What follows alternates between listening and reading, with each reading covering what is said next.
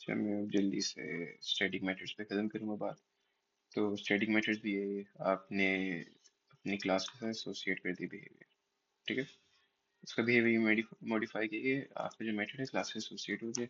Math बहुत common है, मैं दोबारा से एग्जांपल दूंगा, दो एग्जांपल दूंगा, एक मैथ की और एक कॉन्सेप्ट यहाँ दूंगा फैक्ट्रीज का। तो अब मैं क्या करूँगा कि मेरे पास है इंट ऐड, ये दो नंबर देगा एक्स और इंट वाई, ठीक है। ये रिटर्न कर देगा एक्स प्लस वाई। अब दोबारा अगर ये स्टैटिक हमें बिल्कुल ना पता तो हम क्या करते हैं, हम एक न्यू मैथ का ऑब्जेक्ट बनाते हैं। उसके अंदर हमने क्या कहते हैं, ऑब्जेक्ट बन गया। अब हम क्या करेंगे, मैथ डॉट ऐड, फिर 5 और 4 पास कर दिया, सही।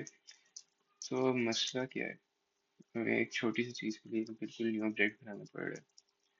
अगर हम डायरेक्ट इसे रन भी करते हैं, अगर हम डायरेक्ट उस इंस्टेंस पे रन कर दें, तो उसके लिए हम यहाँ पे भी दोबारा कर सकते हैं, स्टैटिक कीवर्ड यूज़ करो। अब ऑब्जेक्ट बनाने की जरूरत बिल्कुल नहीं है, अब हम डायरेक्ट उस क्लास के साथ ये एसोसिएट हो गए और अब हम इसको रन कर सकते हैं, सही।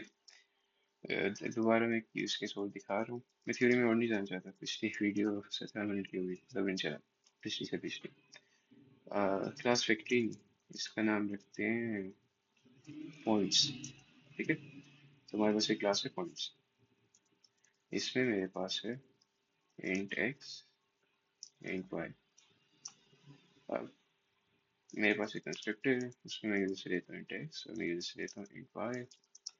और अब हम क्या करते हैं, this dot X is equal to X, this dot Y is equal to Y. तो पॉइंट्स बनाते हैं और मैं एक मसला भी दिखाता हूँ, where points is equal to new points, pass कर दिया 3 और 4, ठीक है। प्रिंट में कुछ नहीं कर रहा, इसमें सिंपल है, यहाँ पे सब कुछ समझा देता हूँ। अब मैं अगर चाहूँ कि मेरे पास एक ऑब्जेक्ट बने जिसमें मैं बस एक्स की वैल्यू स्पेसिफाई कर दूँ, तो उधर मैं कर दूंगा this dot X is equal to X, clear ही होगा।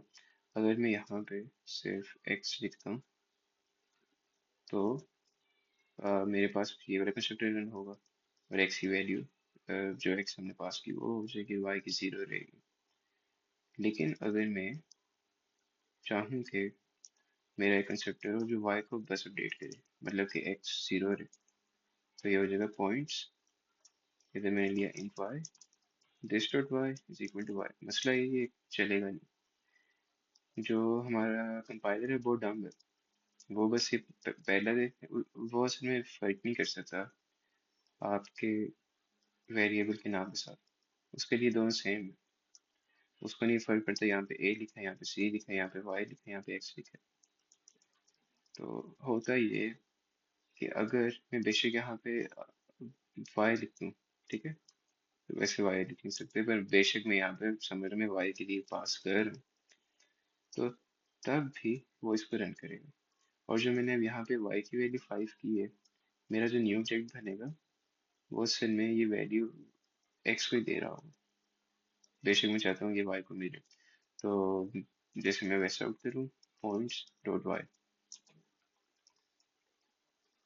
0, वैल्यू x को मिली। तब यहाँ पे हमारे पास एक स्टैटिक मेथड्स का बहुत बड़ा फायदा है, फैक्ट्रीज। जो फैक्ट्रीज होती हैं,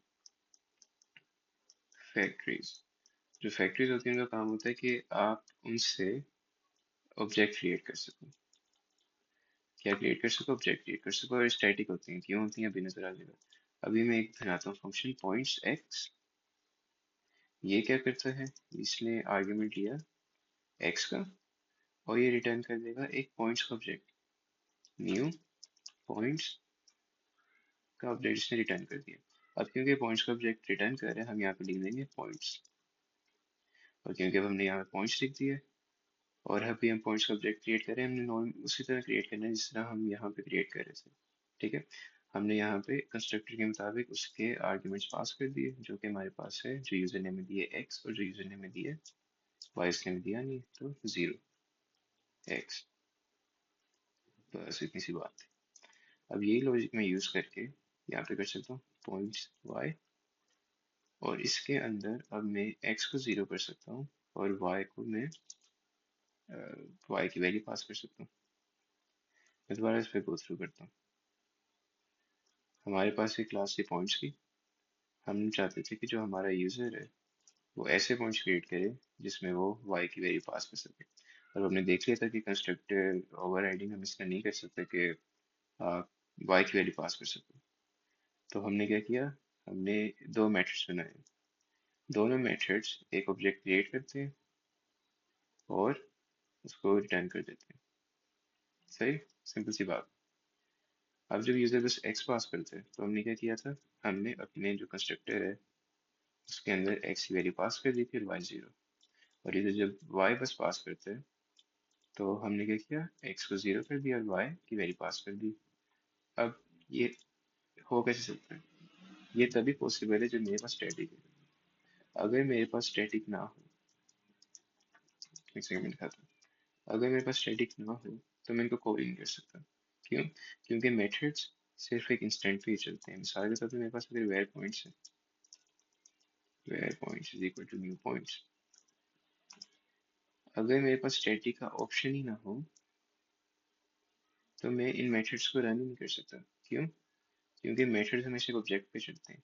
तो हम जब यहाँ पे स्टैटिक लिखते हैं हमारे पास ये ऑप्शन आ जाता है कि हम क्या करें, क्लास का नाम लिखें पॉइंट्स डॉट पॉइंट्स एक्स। मैंने यहाँ पे एक्स की वैल्यू पास कर दी। अभी मैं प्रिंट भी करता हूँ, एक्स पॉइंट्स डॉट एक्स। यहाँ पे मैंने कर दिया वाई पॉइंट्स डॉट वाई। ठीक है, अब मैं रन भी करता हूँ इसको, 5 आ गया। अब ऐसे अगर मैं पॉइंट्स वाई मेथड यूज करूँ तो मेरे पास क्या आ जाएगा, और मेरे वाई 5 है। तो ये दो यूज केसेस थे। इसके अलावा मेरे ख्याल में स्टैटिक मेथड्स के बारे में कोई नहीं है। हमें ये भी पता चल गया कि स्टैटिक हम यूज क्यों करते हैं, हमें प्राइवेट का भी पता चल गया।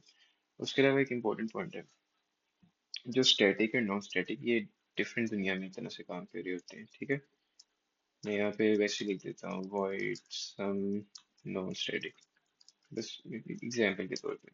ठीक है, आपका जो स्टैटिक मेथड है उसमें से आप अपने एक नॉन स्टैटिक मेथड को एक्सेस नहीं कर सकते, उसको यूज नहीं कर सकते। दोनों बिल्कुल डिफरेंट फंक्शनैलिटी पे काम कर रहे होते हैं। तो ये एक इम्पोर्टेंट पॉइंट था। सही। लेकिन हमें एक